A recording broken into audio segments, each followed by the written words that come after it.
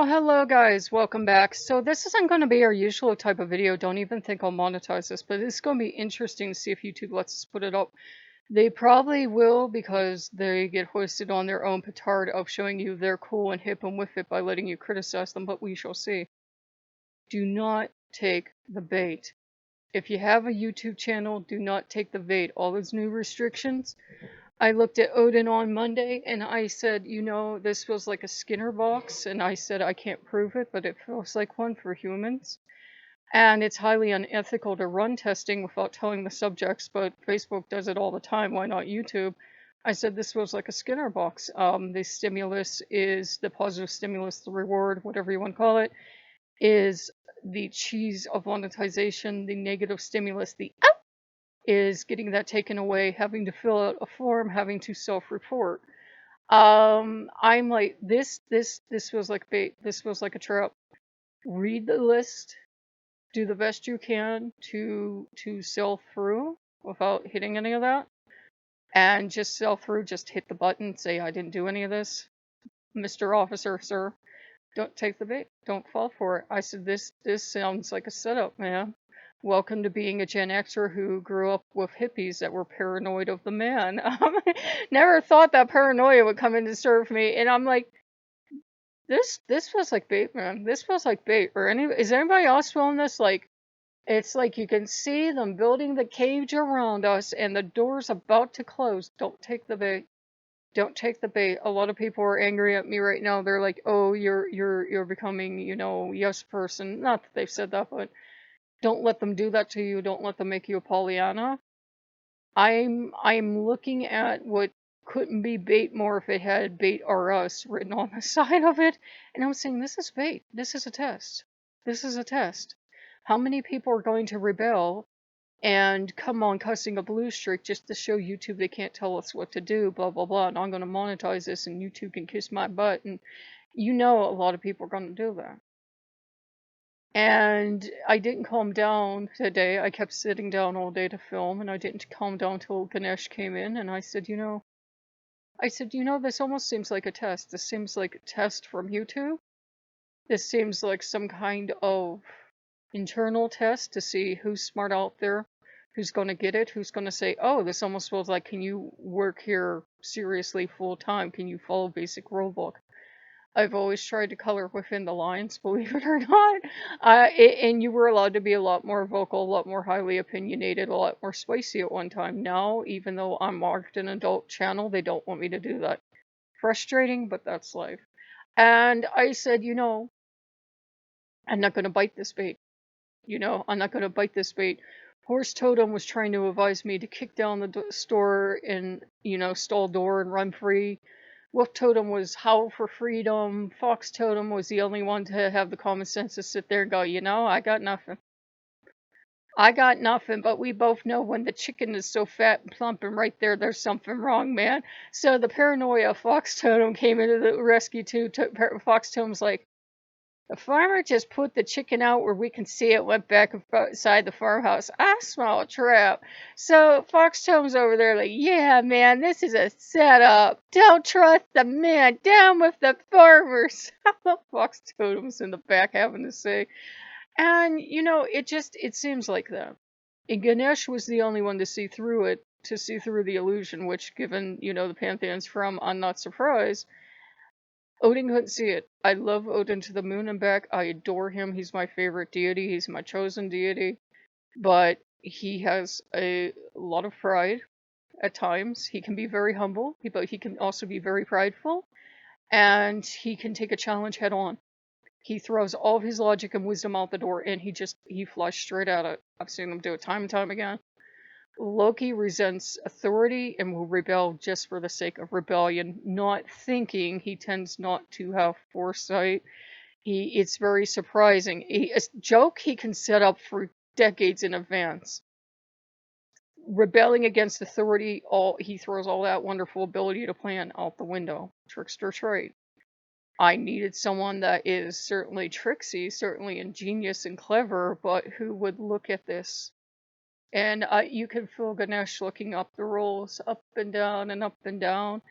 And he says, they want you to be children. And I said, yes. He goes, good, be children. Not, dressed up like a little kid, come on, you go, ah. But, to be smart like children. Children will obey the rules as long as you're looking at them. So as long as I'm on camera, I obey the rules. Once this camera's off, I get to do as I please. And, that sounds like terrible advice to give you, but that's like if you work somewhere. It used to be different. In my day, nobody had social media. So you work somewhere, you behaved while you were at work, you behaved while you were at whatever your religious or group gatherings were. You knew what behavior was acceptable and not. And then you went home and you did as you please. Now it's different. Now your work thinks that they own you off work. So if you have a Facebook and you espouse certain ideological views, they feel they have the right to fire you. Or if your parents do a certain side hustle, they don't have to teach your children.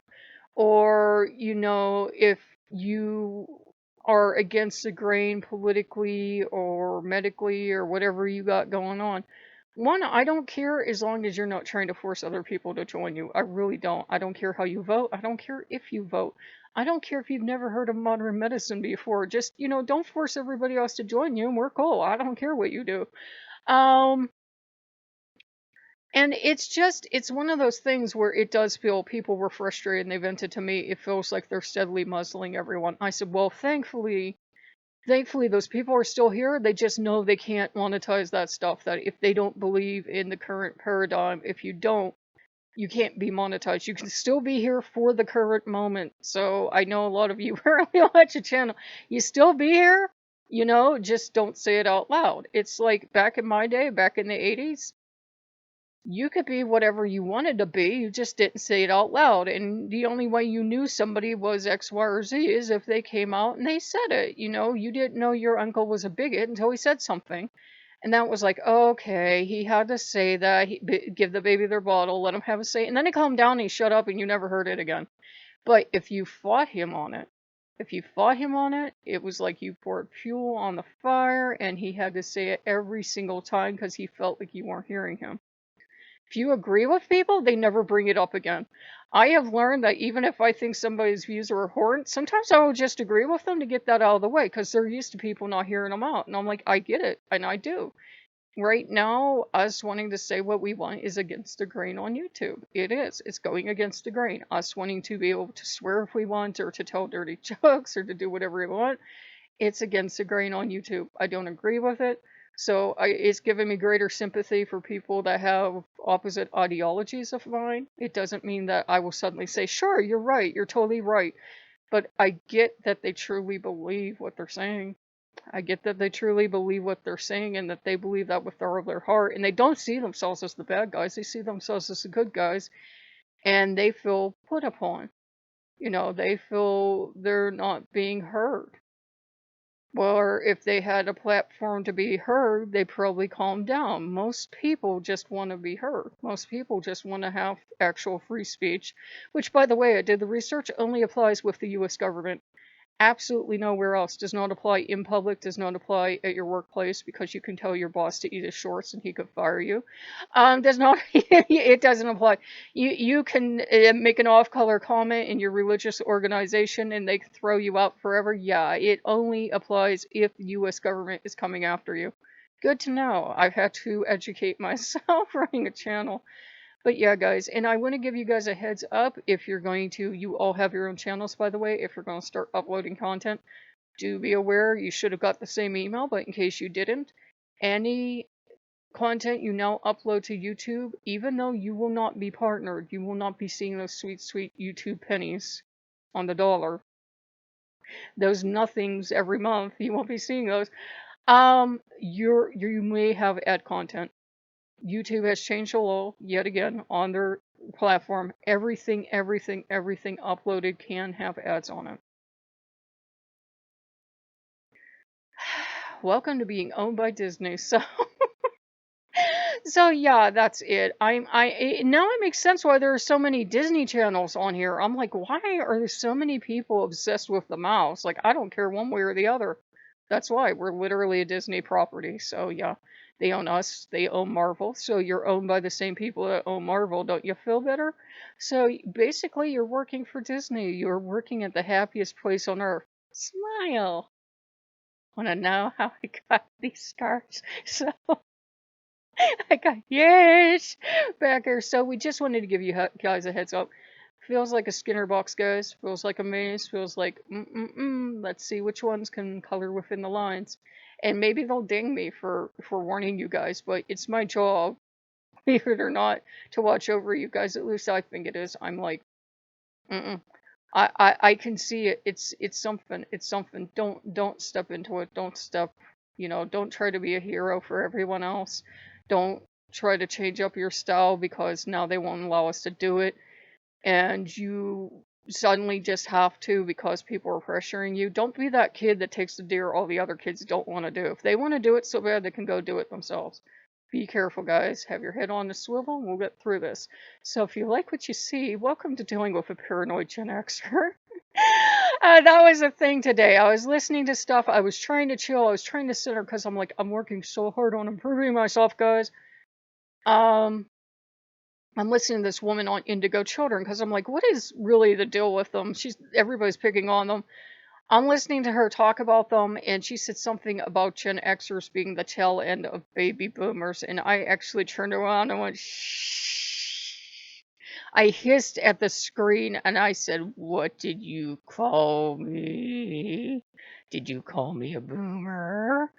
Now you listen here, you little snot-nosed punk. And she's probably about the same age I am. I wasn't sure if I wanted to insult her with boomer. I wanted to go with snot-nosed punk. And I'm like, she'd probably find that more insulting because she wouldn't be an indigo child. Now she'd be a rainbow bunny or crystal or whatever the hell these people are. I try to be open, guys. I try to be open. If you really believe that's what you are, no static towards you. It's just, why does every generation think they're the chosen ones? I want to take all the chosen ones and put them in a rocket and give them a free tour of outer space. See, I want to spread peace and love, man. So if you guys like what you see, like, comment, subscribe, and I'll see you later. Bye-bye.